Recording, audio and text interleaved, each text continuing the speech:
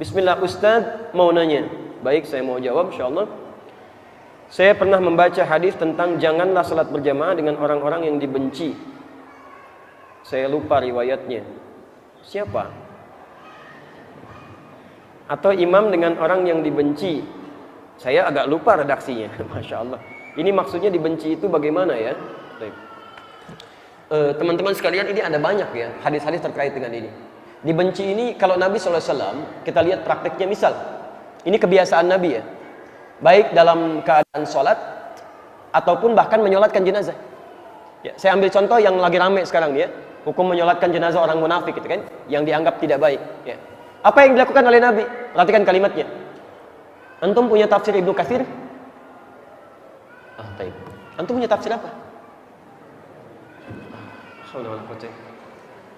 Saya hapus dulu ya. Antum tenang aja. Bismillah.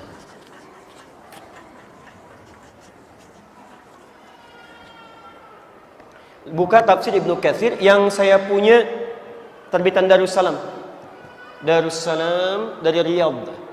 Tahqiqnya Syekh Al-Arnaut. Buka jilid yang kedua, halaman 500, posisi paling kanan, paragraf yang kedua di pertengahan. Pembahasan lengkapnya dari halaman 498 sampai halaman 500. Redaksi yang sama ada di Al-Kasyaf, terbitan Darul Maktabah Islamiyah, warnanya biru, halaman 321, posisi paling kiri, paragraf kedua, ada 14 baris di situ. Jadi Rasulullah SAW bahkan dalam menyolatkan jenazah pun akan bertanya kepada kerabat sekitarannya, ya, ahadza min ahli khair, ini orang baik gak?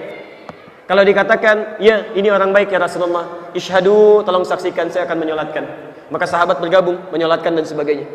Tapi kalau sekiranya bukan orang baik, ya, termasuk misalnya yang terlilit utang piutang dan sebagainya, maka Rasul kurang berkenan menjadi imam baginya, ya, tidak mau menyolatkan ya. Tapi mohon maaf, beliau dengan kalimat yang indah, lihat kalimatnya ya, saya tidak bisa menyolatkan orang ini, silahkan keluarga dan teman-teman yang lainnya yang ingin menyolatkan ini ya. Jadi kalau Anda melihat keburukan pada orang lain yang belum tentu orang lain memiliki persepsi yang sama, belum tersebar luas, jangan menyebarluaskan, karena belum tentu tidak baik menurut Anda, buruk menurut Anda, belum tentu buruk menurut orang lain. Jadi kalau Anda pernah melihat seseorang misalnya berbuat yang tidak baik, ada rasa kebencian pada diri Anda boleh benci, tapi orang lain belum tentu. Anda tidak ingin sholat dengan dia, redaksi kalimatnya apa dalam bahasan fikihnya? Supaya tidak terganggu konsentrasi Anda, kekhusyuan Anda dalam ibadah. Supaya tidak ada ikatan yang buruk ketika Anda menunaikan sholat. Karena setan masuk memberikan waswas kepada Anda. Ya, hadis riwayat Abu Daud, nomor hadis 666, termasuk di Al-Bukhari, ya, nomor hadis 857. Lihat kalimatnya. Idza udzina fafarra syaitanu wa alaihi dharat. Kalau adzan dikumandangkan maka setan akan lari sambil terkentut-kentut. Ini bahasa kiasan, maksudnya kentut kan ada baunya. Jadi dia bukan cuma pengen nggak dengar adzan, dia pengen juga hidungnya tidak mencium bau adzan. Saking bencinya dengan suara adzan, dia pergi. Makanya antum nggak usah kaget, antum jalan dengan non muslim ya.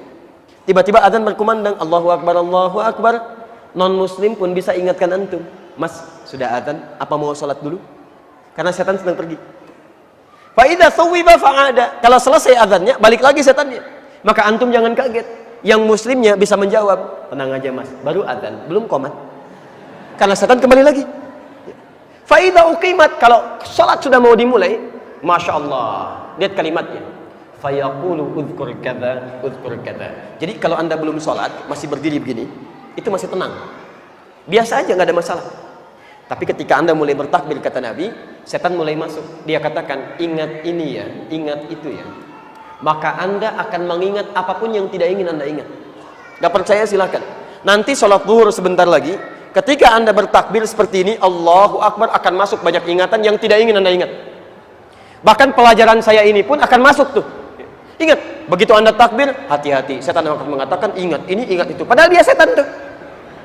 Dan di antara yang dikhawatirkan adalah, ini yang paling bahayanya. Ketika Anda sholat dengan orang yang Anda tidak sukai, punya masalah dengan Anda, dan dia jadi imam, kelihatan oleh Anda, bahkan hebatnya sebelum sholat, setan datang kepada Anda, memberikan waswas.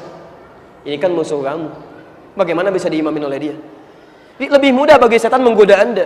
Makanya ada himbauan dalam syariat, jika Anda tidak menyukai sesuatu, dan tertanam dalam keburukan dalam diri Anda, belum selesai itu, maka jangan mengambil resiko sehingga salat Anda tidak khusyuk, tidak baik dalam ibadah. Tapi poin yang terpenting, bagaimana Anda bisa menjadi benci sesama muslim? Ini poinnya. Sebetulnya pertanyaan sesungguhnya bukan bagaimana salatnya. Pertanyaan sesungguhnya, mohon maaf, kenapa bisa terjadi sesama muslim saling benci? Allah sudah menyatukan Anda dengan cinta. Kenapa Anda tinggalkan cinta itu menjadi benci? Allah jadikan Anda saling mencintai, kenapa Anda saling mencela? Allah jadikan Anda saling merangkul, kenapa saling memukul? Quran surah ketiga ayat 103. Wa'tasimu bihablillahi jami'ah. Ikatkan ukhuwah Anda, saling menyatu dalam ikatan tali Allah.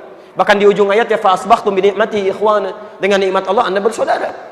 Ya Allah satukan Anda, kenapa Anda pecahkan? Karena itu bertakwalah kepada Allah. Teman-teman yang hadir saat ini, ayo kompak ya. Jangan cuma urusan dunia aja. Ayo kompak, bangun. Ya, satu dengan yang lainnya.